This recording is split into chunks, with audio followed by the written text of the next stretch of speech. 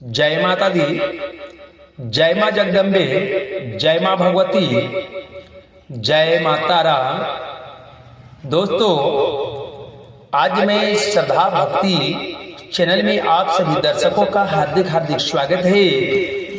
आज मैं श्रद्धा भक्ति चैनल के माध्यम से मैं आज शिव जागरण का फल बताऊंगा।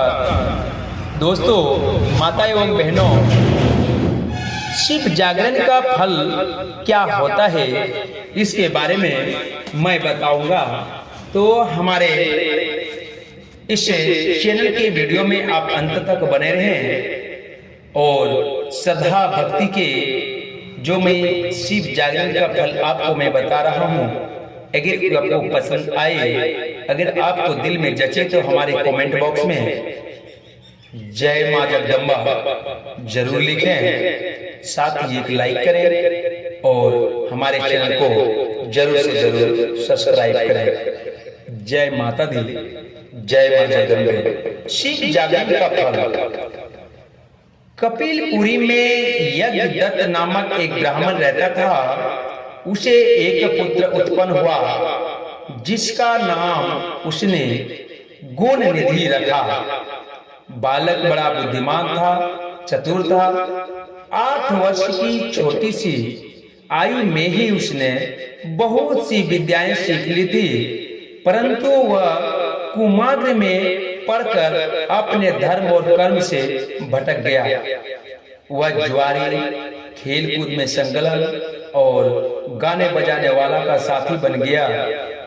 दोस्तों, उसने बहुत जल्दी ही अपने पिता की कमाई को लूट लिया। उसकी माता उसे रोकती थी, परंतु प्रेम के कारण उसके संबंध में उसके पिता से कुछ न बताती थी। पुत्र चाहे कितना भी बुरा हो, परंतु माता कभी उसका बुरा नहीं चाहते हैं। यज्ञदत्त जब कभी भी घर आकर अपनी पत्नी से गुण निधि के बारे में पूछता था, तो इस समय गुण निधि कहाँ है, तो वह सदा झूठ बोल देती थी और कह देती थी कि घर से बाहर गए है, वहां है, या तो वह कह स्नान कर रहा होगा या देव मंदिर में बैठकर भगवान का पूजन कर रहा होगा। और असली भेद न जानते हुए उसने गृह सूत्र के अनुसार गुण निधि का विवाह भी कर दिया। विवाह हो जाने के पश्चात यज्ञदत्त की पत्नी सदा पुत्र को समझाती कि हे तुम्हारे पिता बड़े महात्मा हैं, जब उनको तुम्हारे बारे में मालूम होगा तो इसके लिए तुम्हें और मुझे दोनों को दंड देंगे। तो भक्तों, देखिए क्या होता है। तुम्हारा कल बड़ा पवित्र है और फिर तुम यह बुरे काम क्यों करते हो। मेरे बच्चे, मेरे बाबू, मेरे पुत्र, तुम्हारा कल्याण इस बुरे कामों के छोड़ देने में ही है बच्चों। परंतु गुण निधि पर माँ के समझाने का कुछ भी प्रभाव न पड़ता दिखा। एक दिन उसने पिता की अंगूठी चुराकर किसी जुआरी के दे दी। जब यज्ञदत्त ने उस जुआरी से पूछा कि ये अंगूठी उसके हाथों कैसे आई, तो जुआरी ने यज्ञदत्त से कहा कि हे राजन, उसने उनकी अंगूठी नहीं चुराई। यज्ञदत्त ने जुआरी की बात सुनकर कहा, हे जुआरी सुनो, लल्ला ये अंगूठी मेरी है और मुझे राजा के यहाँ से मिली है। तुम झूठ बोलकर इसे अपनी न बनाओ, परंतु यह बताओ कि ये अंगूठी तुम्हारे पास कैसे आई। यज्ञदत्त की बात सुनकर जुआरी को क्रोध आ गया। उसने गरज कर कहा, जो सच सुनना चाहते हैं तो ध्यान पूर्वक सुनो। ये अंगूठी तुम्हारे पुत्र गुण निधि ने मेरे पास जुए में हारी है। तब उसने यही अंगूठी ही जुए में नहीं हारी, बल्कि आज तक जुए में बहुत से साधन चुरा कर हारा है। आप जितने ही सज्जन साधु धर्मात्मा हैं, आपका पुत्र उतना ही बड़ा बदमाश है। आप इतने बड़े विद्वान होते भी आज तक अपने पुत्र की करतूतों को नहीं जान सके। कौन सा ज्ञानी आप हैं महाराज। जुआरी की बात सुनकर यज्ञदत्त मारे लज्जा के बुरा हाल हो गया।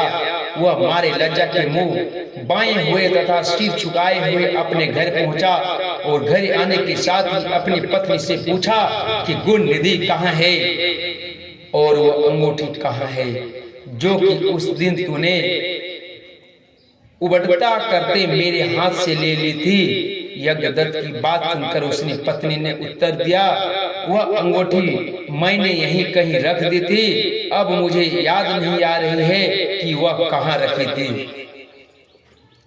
एक स्त्री की बात सुनकर यज्ञदत्त ने कहा, तुम झूठी हो, तुम मक्कार हो, तुम कायर हो।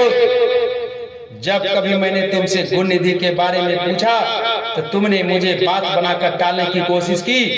अच्छा, तुम अंगूठी की बात जाने दो और मुझे ये बताओ कि घर का अन्य बहुमूल्य सामान कहाँ है। न जाने मेरे किन किन पापों के कारण मेरे यहाँ ऐसा पुत्र उत्पन्न हुआ।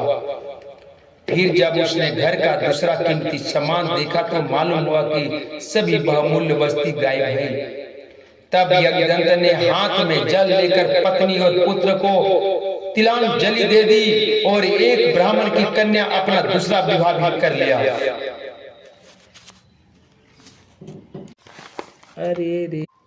तो यमदूतों ने भगवान श्री सदाशिव पार्षदों ने कहा, ये तो आपकी आज्ञा हमारे सिर माथे पर है, मगर ये तो दुष्ट महापापी कुकर्मी मांस तथा मंदिरा का प्रयोग करने वाला, पर स्त्री तथा वेश्यागी माता पिता की आज्ञा न कर मारने वाला चोर तथा ज्वारी है। हम लोग इसी देश को ले जा रहे थे। यमदूतों की बात सुनकर शिव के पार्षद ने कहा, तुम मूर्ख हो, ये ब्राह्मण पापी नहीं, इसका सबसे बड़ा धर्म तो यह है कि इसने पुराना कपड़ा जलाकर शिवालय में प्रकाश किया, रात्रि पर जागरण किया। इस चिंत से शिवालय के द्वार पर बैठकर इसने भगवान श्री सदाशिव के पूजन को देखा और हरि कीर्तन को सुना। इसलिए भगवान श्री सदाशिव की इच्छा अनुसार यह राजा बनाया जाएगा। और इस प्रकार के कहने के पश्चात भगवान श्री सदाशिव के पार्षद गुणानिधि को अपने साथ ले गए। यमदूतों से मुक्ति पाकर गुणानिधि भगवान श्री सदाशिव के पार्षद के साथ विमान पर चढ़कर शिवलोक को गया। यमदूतों ने जाकर सारा वृत्तांत यमराज से कहा। इसे सुनकर यमराज ने कहा, जो व्यक्ति भस्म रमाए हुए हो, जो व्यक्ति रुद्राक्ष की माला धारण किए हो, शिवलिंग का पूजा करता हो, श्री सदाशिव के गुणों का गान करता हो, छल से ही सही उसके पास बिल्कुल न जाओ। यमराज ने भगवान श्री सदाशिव को प्रणाम करके कहा कि आप इस अनजाने दोष को क्षमा कर दें। मैं आज इसी के साथ मैं अपना विराम देता हूँ। देखिए, एक राजा को भी कितने बड़ी तपस्या की करने पड़ती है और उसके घर में कैसी कैसी समस्याएं आती है। कल के मैं फिर बताऊंगा कि शिव भक्ति की शक्ति क्या होती है। दोस्तों, कल मैं बताऊंगा शिव भक्ति की शक्ति क्या होती है। जय माता दी, जय भोलेनाथ, जय अम्बे माँ, जय जगदम्बा, जय माँ भगवती, जय श्री माँ भगवती।